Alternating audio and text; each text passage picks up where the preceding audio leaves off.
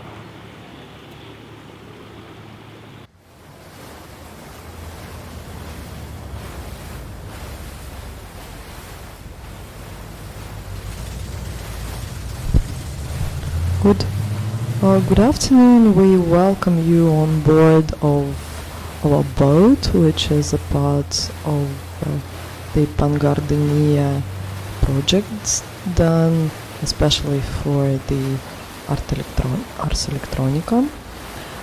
And we are on the Грибоедов Canal. We are going to sail down the Грибоедов Canal to collect the data with this water drone here. So first of all, I'd like to introduce my colleagues. This is Anna Kozlova and Artur Konstantinov, Laura Rodriguez, and yes, my name is Natalia Fedorova. We are the curatorial team of the Pangardenia project. So this year's project includes 4 parts, and now we're doing the fourth part, which is called the Wandering Gardens. So first of all, a few words about the other 3 parts. The first one would be парники, and this is a term which means greenhouses in Russian, but it's also associated with worms. And in парники, most of the food that we eat here, they are grown in them. So on this path we visit artists at their homes, explore indoor gardening and different types of autonomous existence. The abandoned garden part will be dedicated to the cultural institutions such as universities and museums, as they are locked. So usually full of activities, they become this semi-closed, semi-live places. And we would like to share this unusual experience online and recreate them possibly in virtual spaces to find new ways of growing knowledge and art. And the post-non-human gardens, the final path, is dedicated to finding new types of life forms, combining both human and non-human agents, including robotics, AI plus nature, garden as a model of human consciousness.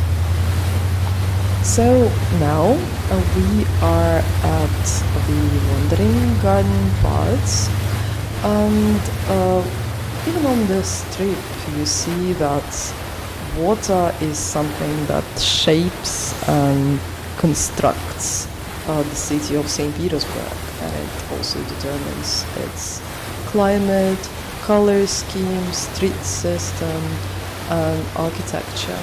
We usually think of water as surface, but water has depths, within which underwater gardens grow. And the aim of this trip is the exploration of these underwater gardens. The main event during the wandering gardens is the aquatic journey, undertaken by artists, and we have Большой here. Surrounding us are 240 petunias grown by Natalia Balabanova as her self-isolation project. We have scientists with us and the 4 curators. So this trip is on a boat that will sail to gather the data about the water condition. The voyage is accompanied by aquatic drone. And the first one, as I said, will collect the information of the composition and pollution of the river. These agent autonomous, sort of semi-autonomous machine, as well as human, plants, and non-human agent equipped with a variety of sensors and devices are connected to an open network of the city in real time. The main value of our expedition is to share, which implies the revision of social and environmental contacts between people and non-humans, the search for the new forms of interaction.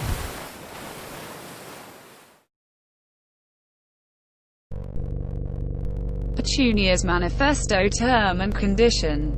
We are born to consume, survive, and sometimes kill. There is no romance in our life. We are petunias, inhuman agents demanding to share space, light, warmth, time, and social attention between ourselves and other agents of life. We demand our personal needs to be respected first. We are a social community. Each of us is an independent person and character, expecting a special attitude and the right to space. We demand space and sight. We demand social distance, getting safe contemplation, and the ability to grow in any direction. Failure to respect the right to individuality is fraught with the fact that we will turn into eaters of space. Our shape directly depends on the freedoms granted to us. Providing individual scattering and transplanting on demand is a prerequisite to the contract. Our sprouts are fragile. We break down at every rough contact with reality. Rough and close contacts end up in a death grip and we get injured. Our surfaces are sticky.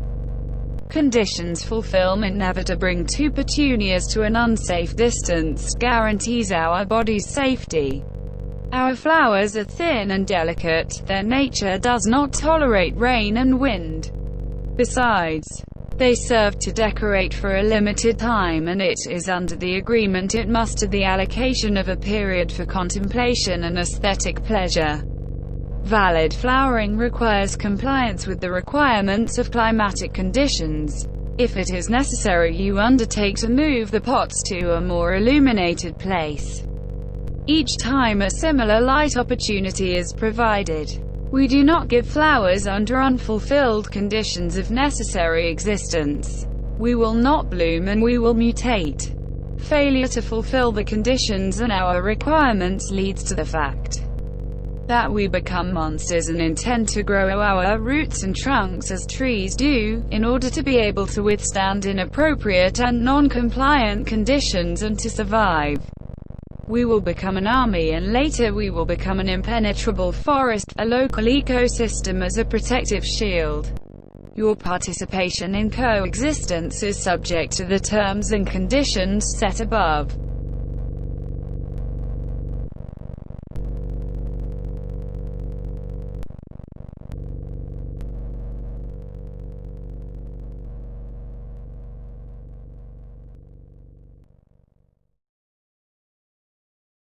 So we're here in the house of the artist Natalia Balabanova. You saw already the flowers in our tree, and these flowers were growing in this space. So now I would like to know more about how this project started for you, Natalia. Well, actually it was early spring, when we already know that we are totally in lockdown situation, lockout situation, right? Lockdown, lockout, doesn't matter, but it was really the new experience, and I had a strong feeling that I really need to ground myself, I even had the idea that I have to put the ground by the ground and just cover the floor in my room. And after that, I decided maybe I have to plant something, and the process was started. I know. Yes. And then how the plants start, so how you start to see them, and then we got this forest of petunias. Yes, yeah, because actually I made a lot of mistake. I am not a gardener, and I never did that before. First I bought a lot of seeds, but I don't know how much I need, you know, and that's why when they start growing, and I put them just only in the free like boxes, small boxes, the little one, and then they start growing, I realized that there are a lot of little leaves on the ground, and I used and the process is starting because you know, this is like obsession process of replanting again and again, because I use first the 2 sticks to take every piece of every flowers and separate them, and first I again bought the small can, just small things, and put it in them. But after 2 or 3 weeks I realized that this is not enough, they need more space, and I bought a lot of different kind of other spots, and again to reground it again and again, and after the 3rd time I realized that I need to count it, and actually I understand that it's really their army of petunias, and they want me to care about them day by day, and early morning I wake up and go again to this kind of, you know, the process, and it was like a hard working process, or like a day by day they demand something from me, because it was like a small orangery or something like this, yeah. So you enter in a role of like taking care of them, like a companion, like how did you feel in your relationship? First it was an incredible feeling. I felt like I'm a child who's waiting like Merry Christmas gifts, because it was like they're nothing, just only black ground and nothing, and every morning I came to see, is there any there already or not, is somebody open up for me, you know, open eyes, and I even make a sound, I'm code the sound for them, like a sound for petunia growing. I put every data about them. I mean, the day when they were grounded, how many days they need to grow, how many, I don't know, how the size of the seeds, because all of the seeds have the other size. I collect all the data and put them into the, you know, into the soft. I use the Max, and I code the sound for them, and put the sound near the petunia in this room to stimulate they are growing. As a result, you see the forest. Yes. Yes. I already have a sound here. If you want, you can hear it, but maybe it's a little bit pressure. It's like a sound, like a factory sound. Yeah, but I have it. Well, yes, I would love to hear them, to hear it, and I think. So, did you see any difference with the sound? How they start to grow? You know, I think I have the result. Yes, like we saw. But actually, it wasn't enough for me, because I really was upset about this process, about this kind of, you know, how I can, how I can see it exactly, and that's why I made other system. I used the camera to make a photograph to see how many green pixels already appeared on the photographs, and I make some kind of, like you see, like a digital microscope, and all these pixels can show how many petunias already grow. I mean, how much space they already take.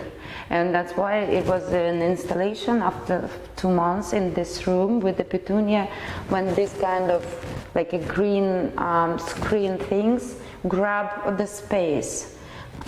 Because I have the idea that when I put this kind of green screen, like a monochrome screen, it can disappear my room. It can I can broke the border, just go out of this cage, and this was the idea with the green light things. Yeah, I think this is what we are looking in isolation, trying to go out in different ways. Yeah. And now that you mentioned the green screen, like we also are now having all our works in online, yes, like or green screen. In green screen, yeah. But for me, it means that you can do what you want in this green screen. This is not the physical space anymore after that. And while the petunia took my real physical space, growing and growing, I took this kind of physical walls by this light. Yeah, and it was like a part of also of this project.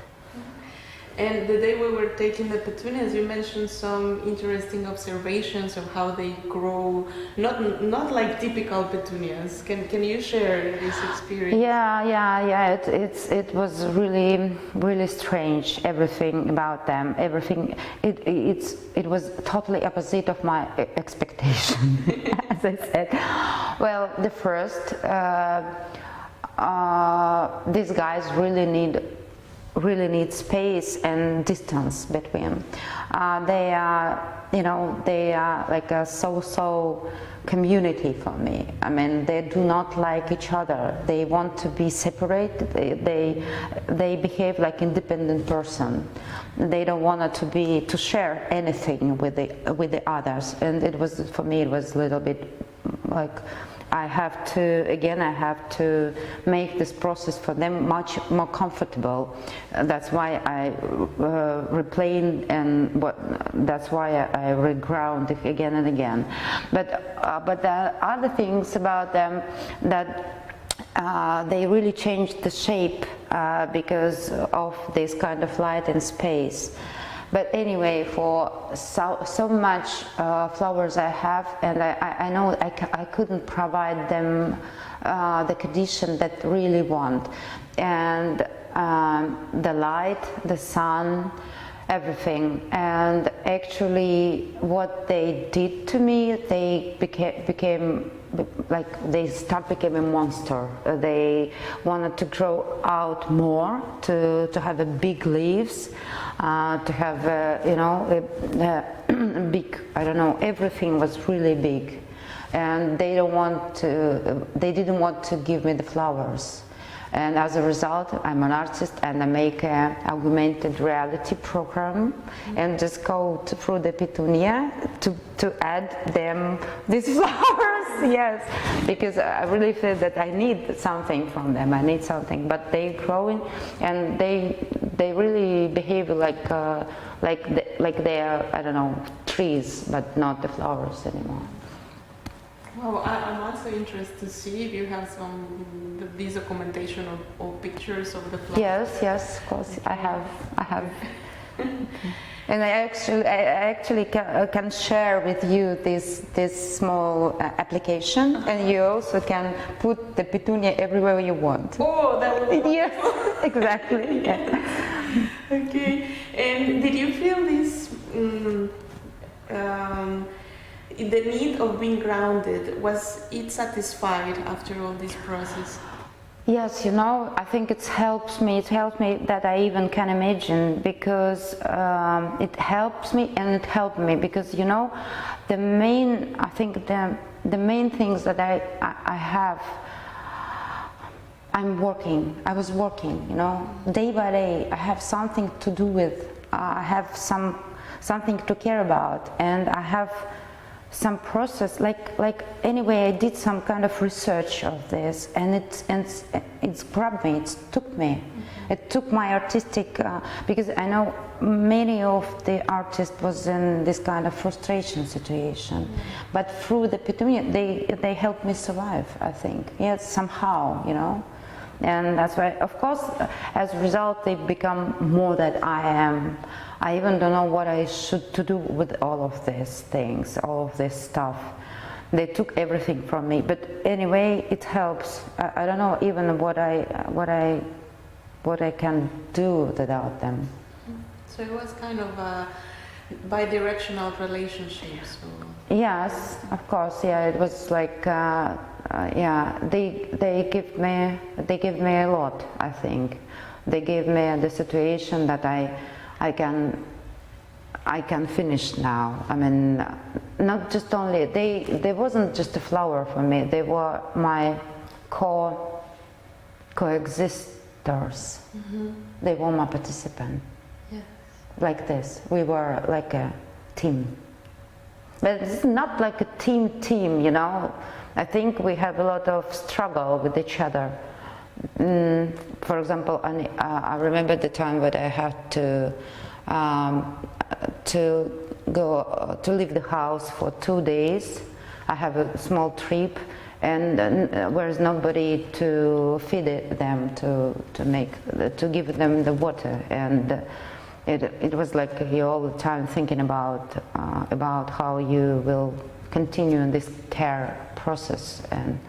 But anyway, for me it was yeah, but it's really fun, because this is like not some kind of you know, special weird combination of the relation between the artist and plants. Anyway, you cannot have a relation like everybody have no more, and that's why it was like a cooperation, I think, somehow.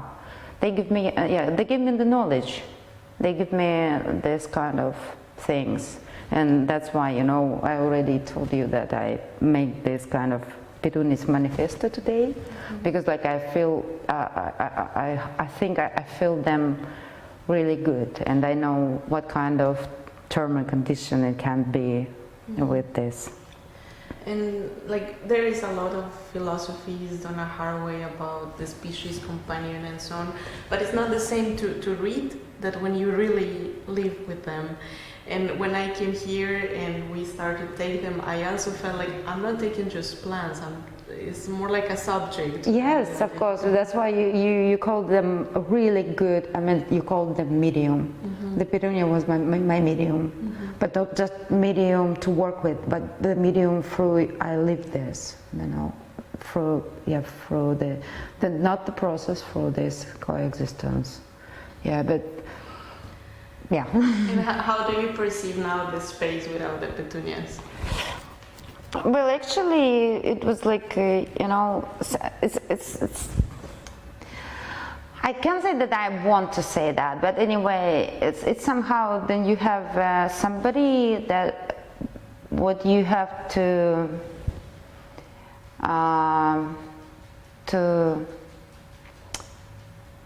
let him go. And my first idea was when you took it, when they went to this boat and this trip, I thought it's nice that it means that I shouldn't see how they will die, because it's also, you know, this is a part of this process. I realized that so many differences between the 1 year plans. You have to see all. You have to see how they appear, but at the same time how they disappear. And it's some sort of like a short life, you know. And this is a different, for example, when you have plants that can live during long time, you mostly see them like a decoration piece. Of course you can care, but you cannot in the short term to see this short life. But when you grow the petunia, like one season flowers, it changes everything in your mind. You have to burn, you have to grow, you have to rise, and actually you will see how they will die. And it's like, yeah. And now I'm really feel like some sort of emptiness, but it's nice. Yesterday night, I go out to the balcony, but this guy really made a strong smell by night, really strong smell. But yesterday when I go out on the balcony, I feel the fresh air again. Yeah, and I see the sky. Because I haven't seen the sky of this kind of, like the petunia trees. Yes, but then I saw the sky, and then it was also like, okay, something will be, I don't know, new. It's like new things. Anyway, but this is like a circle anyway, and the process like start and end at the same time. Thank you. And well, now they become kind of nomadic in this project, and I appreciate your time and your personal opinions about it. Thank you. And this is like new experience. When you became a visitor, you became an audience, and that's why I wanted to see the result. I do not think it's again like a little bit related when you have a child or children. You can let him have their own life.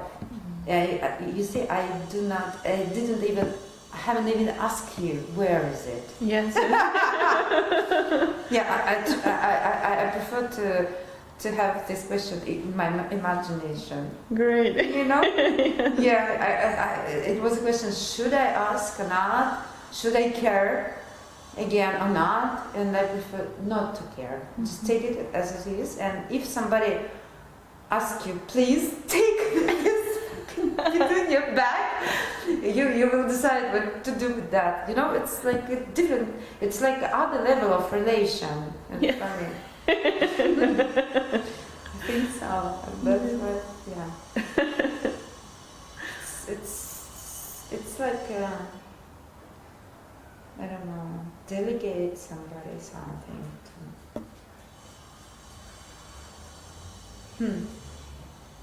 I don't know, but it's fun, really. They gave they kept everything from me, you know. They took everything from me, yeah. Yeah, just only now I just only can be their lawyer, you know, to make this kind of term and condition dog, but no more, I think. Yeah. That's beautiful. Yeah, enough. Maybe that's why it's happened. Maybe because 2 days ago I thought if it still be here, I'm still should be like would be the mother care again. But I think because you took it, you give me the space to think. You give me the space to do again, and that's why I think it's really. I like how this movement, I like this process, how we are working together. It's like again we like a coexistence things between us. It's not like for me like a classical way how, for example, curator or the group of the people working. I mean, for me it's even not the I can even say that this is a participatory practice. No, for me it's the new way of relation. Do you feel the same? I mean, because we have a different kind of relation between the curator, between the artist, between the co-author or something like this, but this is something new. Yes, I feel like the whole festival is being built by everyone, and like it's not the classical festival that you took parts from different artists and that's it. No, like everyone is growing this Yes, together. exactly. Yes, it's like it's some. That's why I like it. That's why for me it's like a new experience, like a parallel things. But it's really hard to make a parallel. I mean, the parallel it's a rare thing in life. People like to be together or not together. They need this energy to push or to pull or something like this. But to stay parallel, this is really, and that's why I prefer not to. Do not know what's going on now with the physical epidemic, but because I still have a concept in my hand, and maybe if I really, will be missing them so much, I will create. I have a lot of photographs, and maybe it pushed me again to create this digital forms or to transform the new feelings. Yes, transform again and again, but. Yeah, but I really I do like that this is going on this way. For me, it's really something new. It's not like bring some project to somebody and somebody wrote the text about that and that's it. No, it's not. This is like a combination, but at the same time we do the parallel things. I think it's something new. Cool. Our artistic garden process, because like when you are gardening, it grows, it finds others, like the roots find other roots, the plants, and we grow in different ways. Different ways, yeah.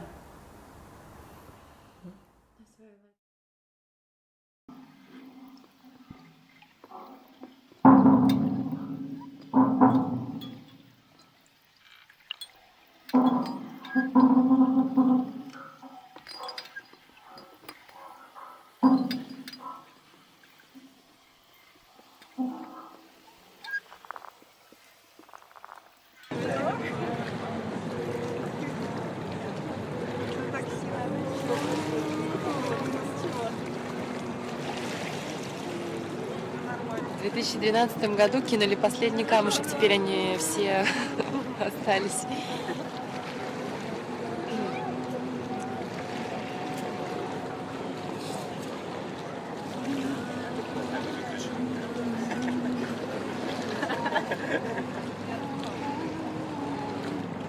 Это ж Титаник.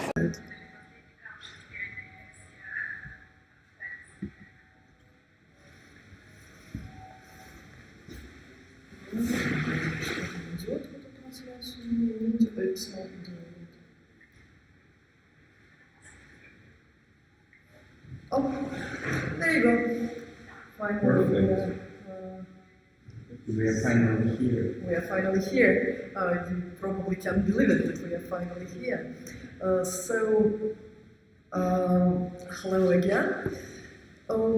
We would like to explain why the boat is on the floor, and we are also on the floor instead of being on water, even though this is the wandering gardens and we were supposed to be on water and exploring the surface and inside of the underwater garden.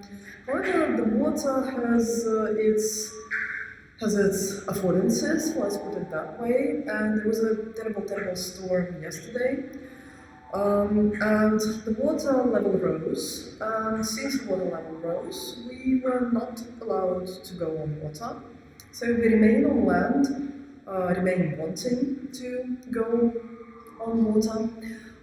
So let me briefly remind you what was the purpose of our water trip.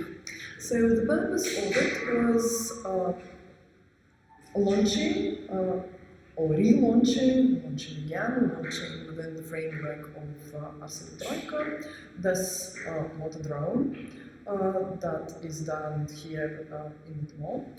Let me give you a little bit of the context of what this is part of. So the idea of the Wandering Gardens was exploration of the microbiological level of water. And since St. Petersburg doesn't really have that many gardens and doesn't really have that much of green infrastructure, in fact, we were drawing our attention to another source of building in St. Petersburg in larger ecosystems. We were looking at water as a way of building more green infrastructure. So what are the usual methods of doing this? In contemporary state of affairs, we believe in the communication technologies and internet in particular, Internet of Things to be more precise, as a medium for including the water spaces, the green spaces, the animal worlds into the network. So this device, we can see it as an agent of including the water gardens in the larger internet of, let's see whose internet that was. Internet of algae, internet of water. Yeah, let me explain the big picture of that state. Here is the one of the autonomous agents for monitoring of the state of the environment. And in here we are promoting the next idea that robots and autonomous systems, automation can be like a mediator between the humanity and the nature. Because directly we can't understand what happened with nature, how it's work, how we influence on that. Yeah, we usually rely on metaphors, and the closest we can get to understanding is just getting the real numbers and analyzing them. Yes, but if we have the real numbers, we can explain and see the main trends of the influence of the humanity to the nature. And we can measure it, we can calculate it. Well, what is the budget spent? If Since you're it involves energy, it involves pieces of technology, it involves some kind of calculation possibilities. Yes, and it helps us to talk with nature. This is the main idea. And here is our one of the autonomous agent that's really able to make the autonomous monitoring of the open water space. And here is my colleague Vadim. He can explain some technical issues in that project. Please. Okay. Hello everyone. So basically the idea came from the we need to monitor the environment, as you said previously, and the only solution we've had previously is we combine this a set of sensors and we let them go and measure in a particular species with this equipment. And as you understand, it's not non-stop system, so it requires an energy of requires a man. Like we theoretically imagine that there is this stream of data that goes to the internet, the way the optical cables work, but the existence of optical cables doesn't necessarily mean that the data is streamed in real time all the time. Exactly that way. And also, it becomes not possible to collect all the data when it comes to large rivers like Neva River or Volga River, for example. It was the first experiment on Volga River. And we built the first version of autonomous drone. There is water ship that is equipped with a set of sensors in particular, to be precise, with pH sensor, temperature, dissolved oxygen, conductivity, etc. And also, this one is going to be equipped with solar panels, so it will be more efficient when it Would comes. they work on that? Yeah, like the set of capabilities allows this drone to cover 2-3 hours of this exploration trip, but when we set the solar panels, it's going to be twice as much as it could be without the solar panels. Also, it's equipped with a small board PC that calculates the way of doing the measurements and also the streaming data directly to the internet. And also, it packs every piece of data in an interplanetary file system. That it means that every piece of data is secured by a hash function that makes the data immutable. And also, when the data goes to a decentralized blockchain system, it becomes not only immutable, but also it gets timestamp. So we also know that this piece of data is secured by hash function and a timestamp that we can. This is this Unix time code. Yeah, Unix time. Yeah, right, exactly.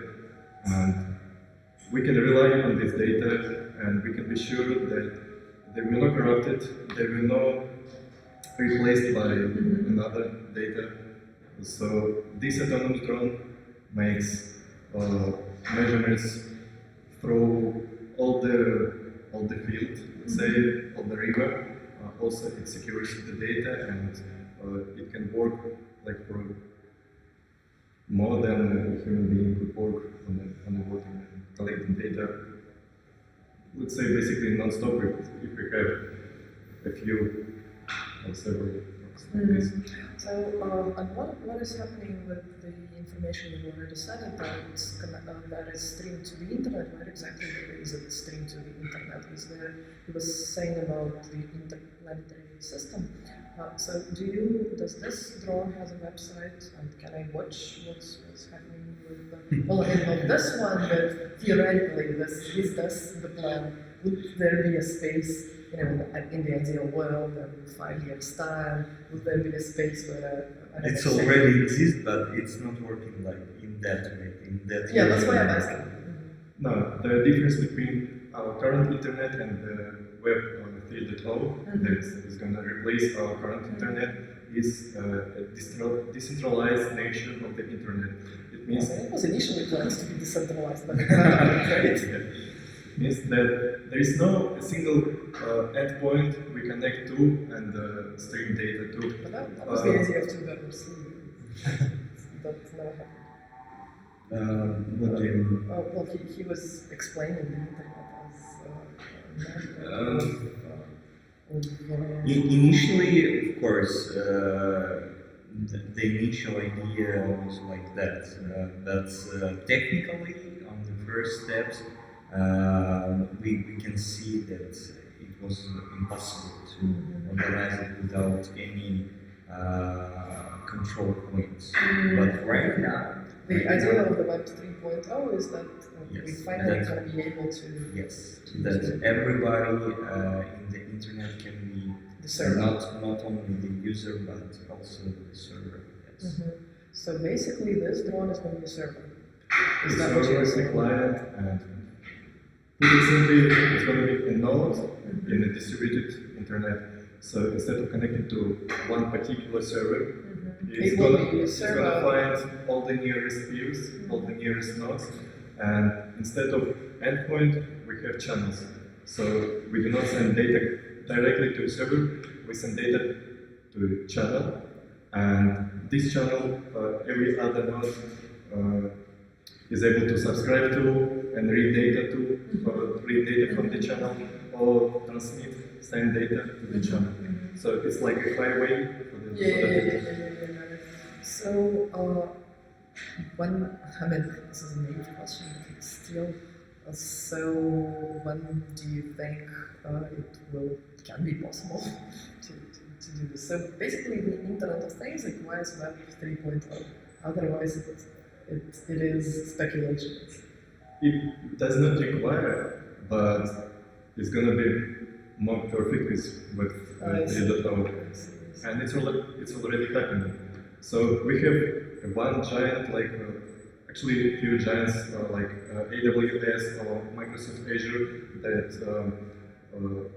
proposes to use this client-server architecture, and they provide an endpoint and a set of functions you can use to connect all your IoT devices to the services.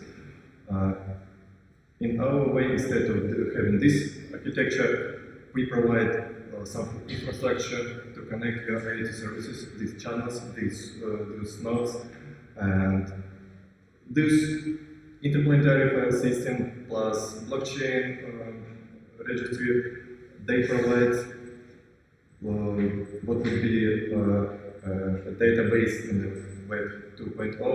Now it's going to be blockchains and interplanetary file systems. So on top of these technologies, we could build analytics, we could gather some data and make some calculations, draw some graphs, etc. But so what is happening now? So we just have the Excel tables with data. What is happening? We have the transactions directly to distributed ledger with the hash of data, and the hash of data related with that data inside the interplanetary file system. So it is happening, but it is not visible for It's visible. wider audience. Everybody can Theoretically with this hash. Yes. No, not theoretically. Practically, not practically, it's not theoretically, practically, fine. Yeah, we have some scientific articles where we publish the links to the source code and so on. You can find the data, you can find the code of the program, and actually it's one of the sensitive things in our world that we are going into the direction of reproducibility and transparency of all that you are doing. Well, this is probably more theoretical. Practical. Can I have a word? For example, right now we have an up and running decentralized system that collects data from the air sensors. We measure air pollutions and we stream data to this blockchain, and since it's a public blockchain, it means that everyone who is connected to this network and synchronized all the data from the other nodes is able to read and somehow analyze this data that is stored in the blockchain. So when it comes to public blockchains, it means you do not have to have an authorization token or something to be able to read the data from it. So you basically just need the hashtag, which is in the article. Yes. And you'll be able to read it. Yes. Probably some training to understand it, but that's a different story. So which means that our water garden is turning into the stream of information, this big stream of information, which this drone is Please join us. swinging now, actually. So but is there any drone which is somewhere on water now? It's probably not. You mean right now? Right now, somewhere. No. So, let's see. Ideally, it would be an automatic system that would have at least one drone. Yeah, our goal is to launch a few of them simultaneously and divide the water between them and make them collect. So you're talking about Niba. We would make some experiments on small rivers, and then yeah, we would like to try launch it in the new. Do you have any time scale for when we're gonna know what's happening on the new? But that would be actually excellent if we can get information that one of the plants is polluting something, and then we can write a file to them saying that emitting too much pollution. Yes, to monitor and find the places where the most sensitive and where is places with the drop down of some. Yeah, of something crucial, Yes. something. Yes. Yeah. So what do you have any kind of time scale? Or do you have a plan? It's just curious to know to do a checkpoint in the year and see. At first we will start with the pounds, of course. Pounds. Yes. So explain it a little bit. I mean the open water river, open water. There is a lot of the movement, other boats and so on, and we have a lot of legacy there, because if you are crossing with the real boats and driving by people, there is a lot of restrictions. And that's the point. I see. So we need to start Small, closed. So it is a legislative problem, mostly because of all the legislation on the moving vehicles that move on water. It's like autonomous cars on the roads, but much more softer. Yeah, autonomous. So there are not too many people swimming through the video, so at least you don't have to fix this issue. Yeah, I see. And is there any legislative work going with the city council? Is there anybody working on this?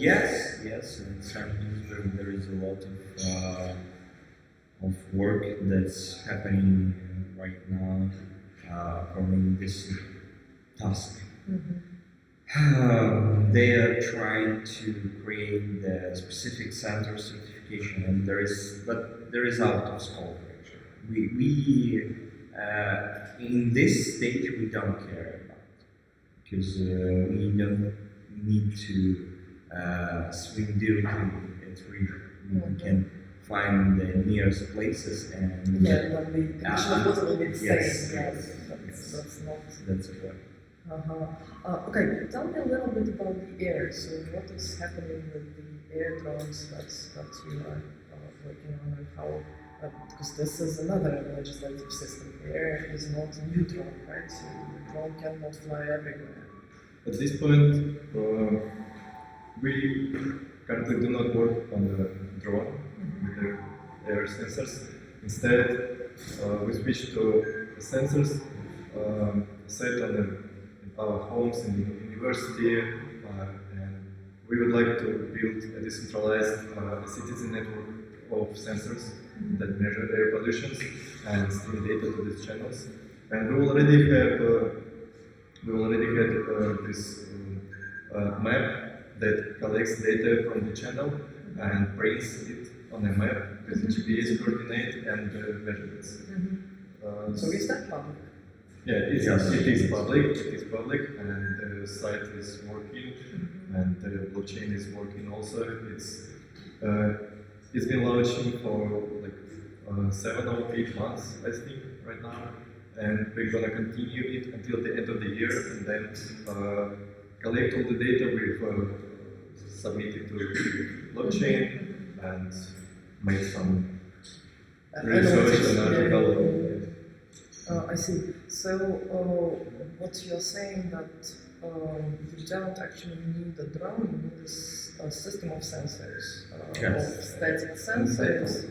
No, in some places there is possible to locate the state sensors, but in some cases it's much more efficient to use the autonomous drones, especially if you are rising high and trying to understand what's happening high level in the air, and if you want to cover the big surface of the water, for the drone will be much more suitable. So you might want to know about bigger flows of pollution than Yeah. several local pollutions. If you have the regular monitoring, you can reconstruct the way any how to say it, any pollution movement.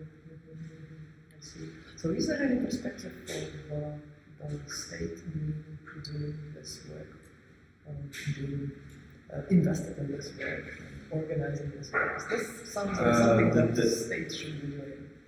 The first countries that will be involved in such monitoring that will be not Russia, will be like Africa, India, and so on. Because the problems in The Russia. global pollution problem is not coming from Russia. Yes, usually. Well, unless something happens. Okay, that's a point. And of course, we should find colleagues who are interested to be involved in such projects in other countries, because this is a global problem. I see. So it looks like the machines are ready, but they do not seem to be ready for the change. Yeah, Nature is ready, the machines are ready, and all we need to fix is legislation and systems of international connections. Technologies growing fast, really fast, and they're able to explain us what's happening around, really what's happening around. But people still don't want to know. What do you think we as? They don't really care. No, I'm pretty sure they do care, but I mean, I'm talking to you, and I have been looking into these problems for a certain period of time, and still there are very many things which I don't understand clearly. So I can imagine people who have not been thinking into this direction. What kind of educational work it requires for people to gain the level of your understanding of cooperation. I mean, not necessarily your understanding, but at least to be able to cooperate, to be able to help you, to be able to push this kind of decisions to the government. So let's switch it to no. You don't I don't think that it will be from the government side. Yeah, this is what I'm saying. From But the family. it should be. First. Yeah. So And this is exactly society. what I'm asking for. So what do you think we as artists, as educators, can do to help? So would a series of events help? What would if we try to change the school program at least in several schools? So if we do several talks at schools and then show the other schools how we do it.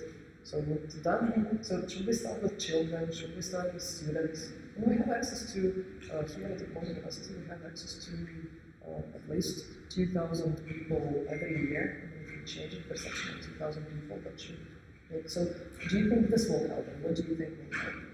The work in the media? This is not... Yes. My idea is I think the series of events, of these public events, would have to make more people be aware of such a problem. And so what kind of events are necessary? So we should talk about what? We should say that here is what happens in the ecosystem. Here is how we can measure what is happening. Everyday life events, our how we are living and what we are showing to other people. We should be like an example in that case. So we basically should do by ourselves. So each one of us should have a sensor of air. Each one of us involved in this. this would be a good start. Yes.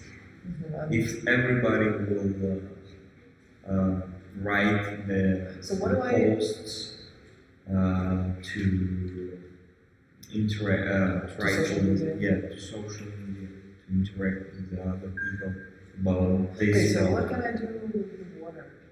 With the water? So I can install the air sensor, and my sensor will be sending information to the blockchain, and Yes.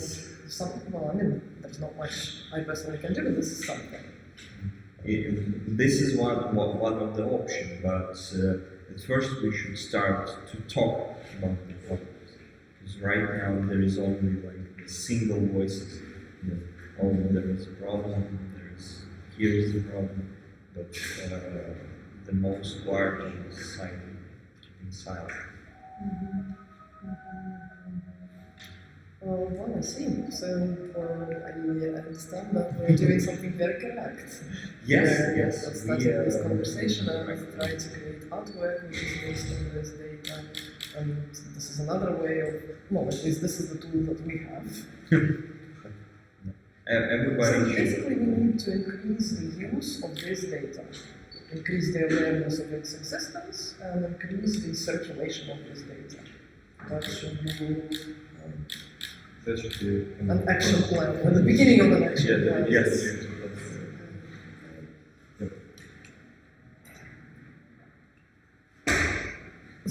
Right, so we didn't do the introductions in the very beginning. I think that we each one of us can introduce ourselves and thank our possible future viewers or the viewers who are looking at us right now. So do you want to start saying, so if someone wants to address you and buy this sensor, air sensor, so who should they go to?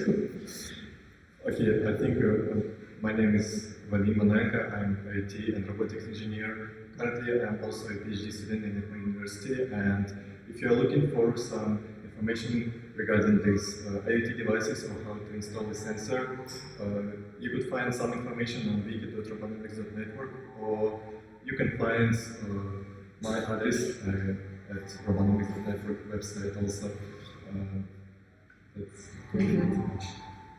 My name is Alexander Kapitonov. I'm the associate professor of the robotics faculty at the University, and I'm also a dean of information and communication faculty here. And we are working to create the technologies that make our future the best. My name is Natalia Fedorova. I'm part of the curatorial team of Pangardenia. So hopefully this is just the first step in exploring the eco data in collaboration with the university, and there will be many more. Thank you very much. Thank you. Goodbye. Goodbye.